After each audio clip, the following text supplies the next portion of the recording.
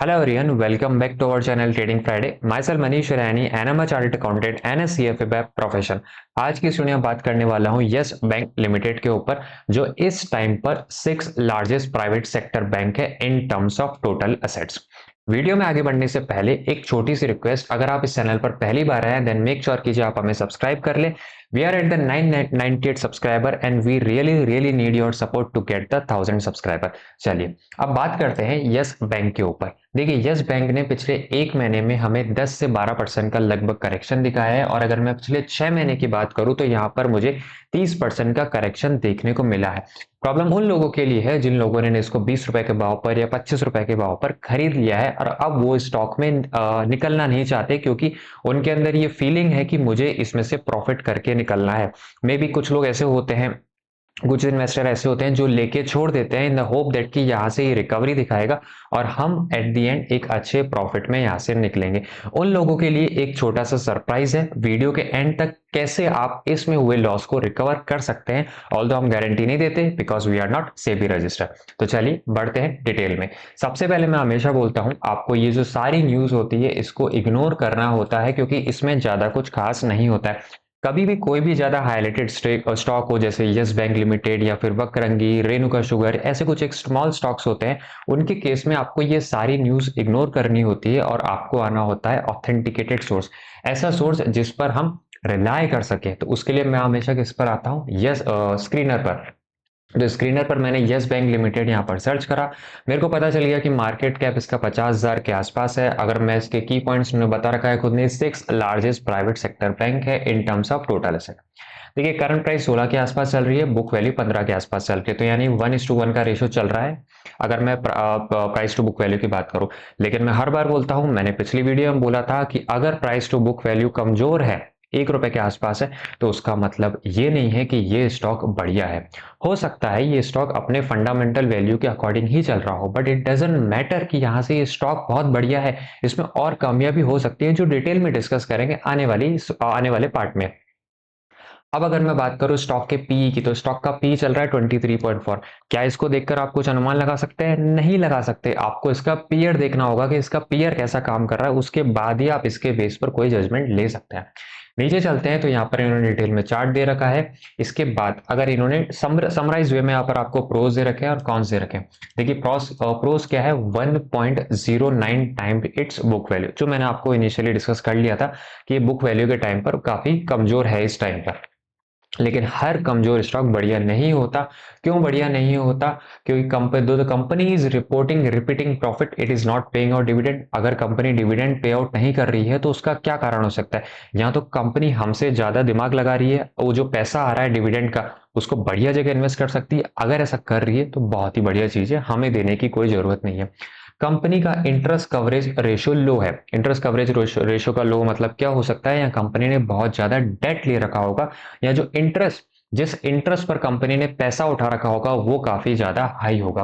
Company की sales growth कमजोर है, कंपनी का लो रिटर्न ऑन इक्विटी है, कंपनी की कंटीजेंट लायबिलिटी 8,11,922 करोड़ है। कंपनी की एसेट, कंपनी की मार्केट कैप मैंने आपको कितनी बताई थी? 50,856। कंपनी की कंटीजेंट लायबिलिटी कितनी है? 8,11,000, काफी ज्यादा है। कंपनी की कॉस्ट ऑफ बोरिंग सेम सा ही है। यानी देखिए, एक तो कंपनी ने डेट ले रखा है, ऊपर से जो डेट ले रखा है उसकी कॉस्ट ऑफ बोरिंग भी ज्यादा है, तो ये डबल नुकसान होता है। कॉस्ट ऑफ बोरिंग ज्यादा क्यों होती है? अगर आपके फंडामेंटल बढ़िया नहीं होते, अगर आपकी मार्केट में वैल्यू अच्छी नहीं होती, तो उसके केस में आपकी जो कॉस्ट ऑफ बोरिंग होती है वो जनरली हायर होती है।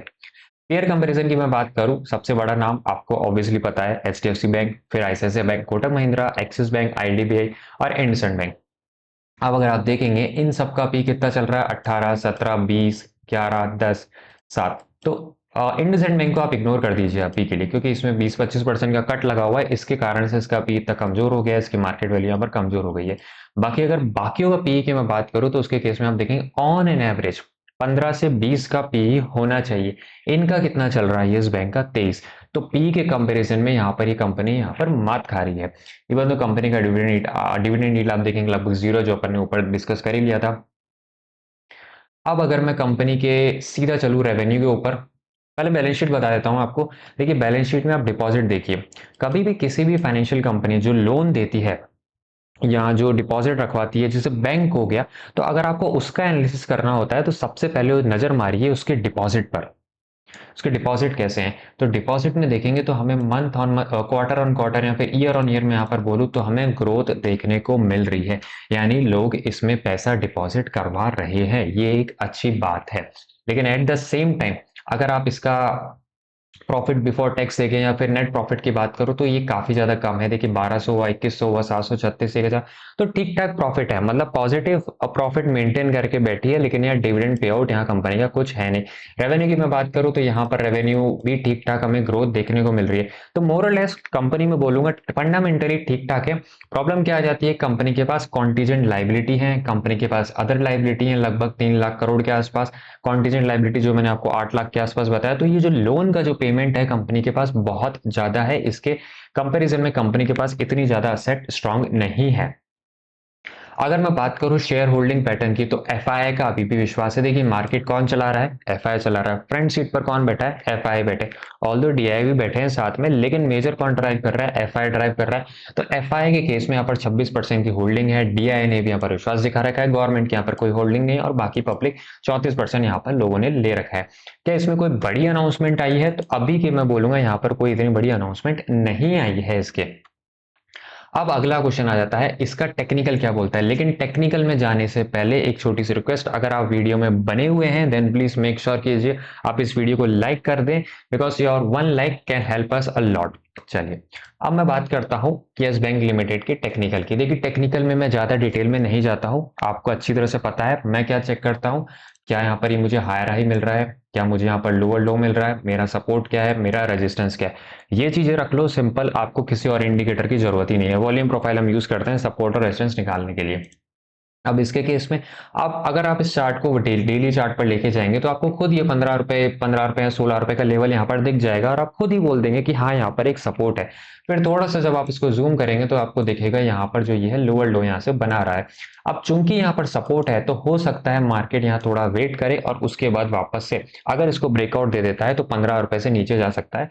और अगला सपोर्ट, जो इसका अगला सपोर्ट हो सकता है मे बी अराउंड 14 रुपए 32 पैसे, इस लेवल तक ये स्टॉक जा सकता है। लेकिन अगर यहाँ से अगर ये रिकवरी दिखा देता है तो उसके केस में मुझे मोरलेस यहाँ एक रेजिस्टेंस दिख रहा है।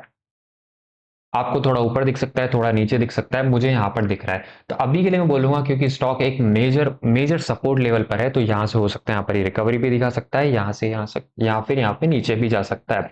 अब प्रॉब्लम उन लोगों के लिए है जिन्होंने इस स्टॉक को महंगे भाव पर खरीद लिया है। अब वो स्टॉक से नहीं निकलना चाहते, क्यों नहीं निकलना चाहते, क्योंकि वो प्रॉफिट में एंड होना चाहते हैं।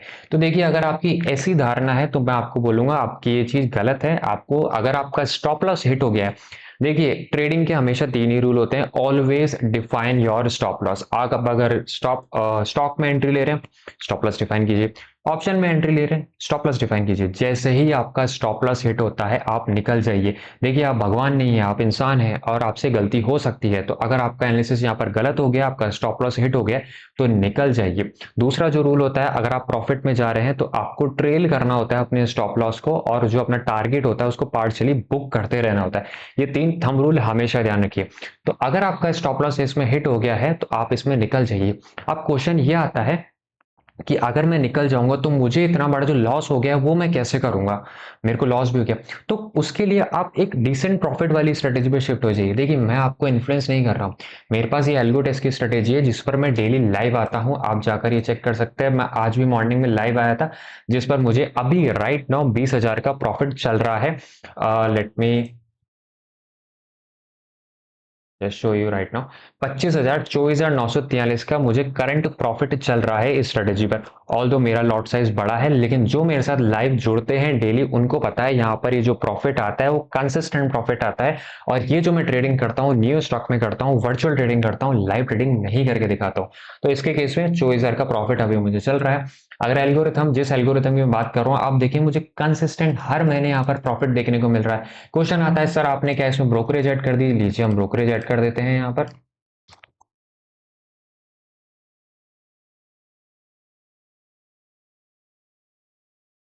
यहाँ पर मैंने ब्रोकरेज ऐड कर दी, मैंने टैक्स ऐड कर दिया, मैंने स्लिपेज ऐड कर दी, सब हो गया। उसके बाद भी मुझे हर महीने यहाँ पर प्रॉफिट देखने को मिल रहा है। कितना प्रॉफिट है? 1 से 2%।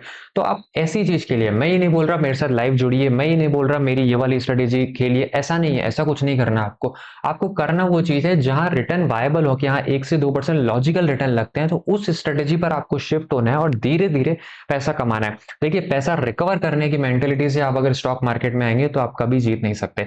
आपका जो पास था वो भूल जाइए, अब आप प्रेजेंट में जाइए कि हाँ मुझे अब शुरू से शुरू करना है, धीरे धीरे कमाना है। तो उसके केस में आप कर सकते हैं। राइट नाउ अभी हम 25,000 के प्रॉफिट पर चल रहे हैं। हो सकता है मेरा यहाँ से पूरा पोर्शन रिवर्स हो जाए और मेरा स्टॉप लॉस हिट हो जाए, हो सकता है, सारी चीजें हो सकती है।